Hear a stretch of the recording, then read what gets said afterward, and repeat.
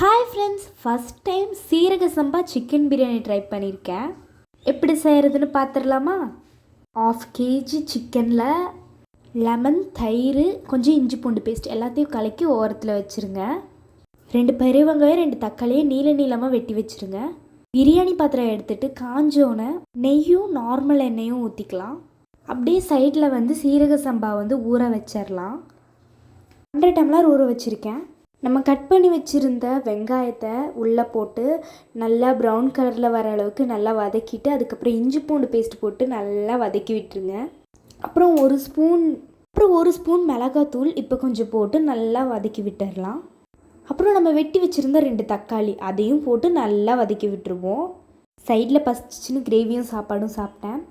தக்காளி வெங்காயம் நல்லா வதங்கினோன்னே அந்த தயிரை போட்டு கொஞ்சம் நல்லா அப்படியே அது தனியாக வரணும், அந்தளவுக்கு வதக்கி விட்டுறணும். புதினா, மல்லி ரெண்டுத்தையுமே சரிசமமாக கட் பண்ணி எடுத்து நல்லா வதக்கிடுங்க. வதங்கினோன்னே மிளகாத்தூள், பிரியாணி மசாலாவும் போட்டுருங்க. போட்டு நல்லா வதக்கி விடுங்க.